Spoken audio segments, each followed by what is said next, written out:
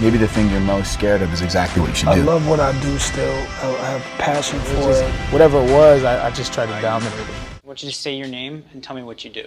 I'm Chris Evans. I'm an actor. If you could give yourself advice, like look back and talk to the 12-year-old version of yourself, what advice would you give? You know what I'd say, and it might seem oversimplified, but it's profound. I'd say shh.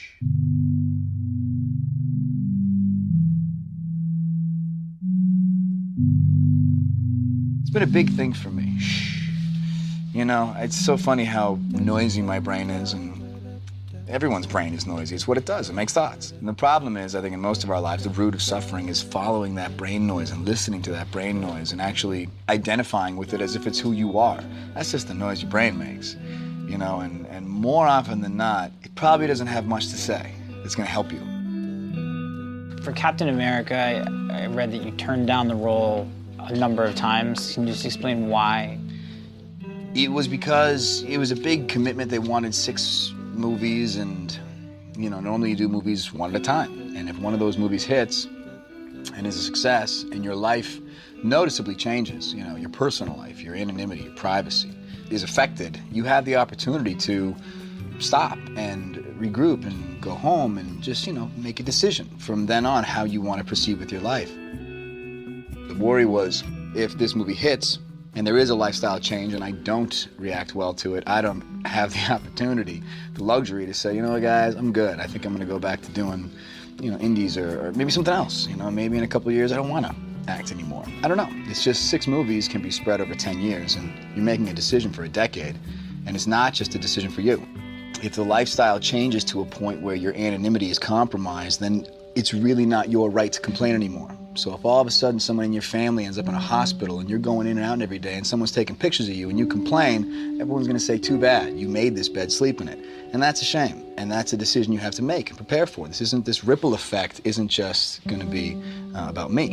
And that's scary, you know, and you think, well, is there another way to get where I want to get without this? You know what I mean? If the strings attached are 6 movies, that's a scary loss of control that I just wasn't ready to process. And so I said no.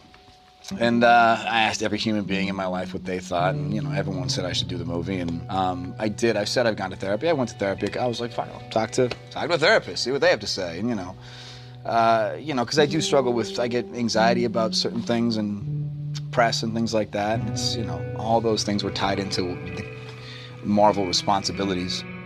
And it kind of started to shift on me. It started to feel like maybe the thing you're most scared of is exactly what you should do. Maybe this is actually what you should push yourself into. And it just started to make sense to me that way. And I said, let's go for it. And, you know, it was a bumpy acclimation. It was certainly a nerve-wracking first couple weeks of shooting as to whether or not I made the right choice. But in retrospect, it certainly was. Oh, my God. Can you imagine? I'd be kicking myself. Oh, man. Oh, and my agent's got, you know, a lifetime supply of I told you so's off that one. The times that I felt my best are the moments that I've been able to pull that plug and say, Chris, shh, shh, shh. And it's not quitting, it's not giving up, it's not washing your hands of the thought, it's rising above it. It's operating on a separate plane. You can't dissect why that works, because the reason it works doesn't speak the same language that the brain speaks. You can't try and say, well, why shush? Because the shush is, you know, it's different. It's different. And when you just shh, yeah, it just feels good. And you're like, that's better. That's better. And I think back to all the amount of time I've probably spent suffering as a result of brain noise. Hours of my life wasted. Just shh. So that's what I'd say. Where are you from? I'm from Boston. You still consider that your home? You said when we were walking up there. Yeah, I got a place back there. I mean, like I said, I got nothing against LA. I just prefer the East Coast. I'm one of 6. I have 3 brothers and sisters. Older sister, myself, younger brother, younger sister.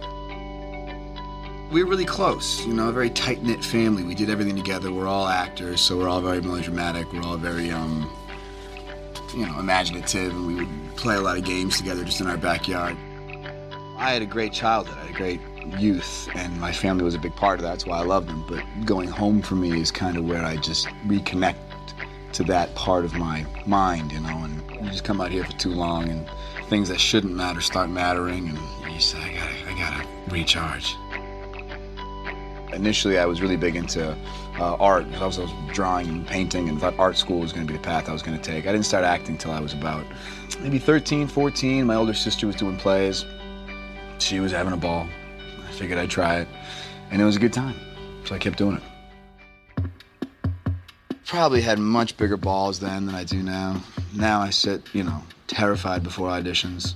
I probably couldn't wait to get in the room. I mean, I think back to some of the things I did at, acting camp and things like that. Just the gusto, the willingness. God, who has a yearbook? Who did this? Were you in The Virtuous Burglar or The Bald Soprano? I was in The Virtuous Burglar. And what role did you play? I don't remember. I mean, I did a lot of plays. I couldn't tell you I mean, I have nightmares about this, where you're backstage and all of a sudden you're like, all right, we're doing The Virtuous Burglar. You gotta go. It's like, I don't remember my lines. Just get out there. They'll come to you. And you come out on stage with a play you did 15 years ago, and you're forced, this is what happens when I sleep. Damn. Back in the good old days. The good old days, 97. What a time. Where did that change? I mean, when did the anxiety start taking over? When it actually matters, when you're like auditioning for, for your work, your career, your life, you're an adult. It's not just fun and games. You're actually trying to build something, and when it doesn't work out, you start to kind of get, it's a heady game acting. For any movie you book, there's probably, dozens of rejections, and that can play on you. So you start to kind of put pressure on yourself, Sometimes you go through stints of having really good auditions, really solid auditions, being like, I'm good. Every time I go in the room, I feel centered, I'm present, I'm ready. Other times, you're like, man, I feel like I forget how to act. And you're on shaky ground every time you step in a room. You said that there's a search to be in the moment. Mm-hmm. Does that only apply to acting? It's everything that reality looks and feels and smells and sounds like, but it's not. And you're completely in control of that unfolding. And that's the time where I really feel the most present. And I think that's part of my addiction to acting, because I struggle to find that in life. It's a bit harder when there's no script and this is just happening in a chaotic form. But the hunt for the moment, the hunt to be present, that's the goal. You know what I mean? Acting is like a temporary artificial substitute it's like a drug. It's great. My goal in life is to find that, to be present like that in life. It's hard.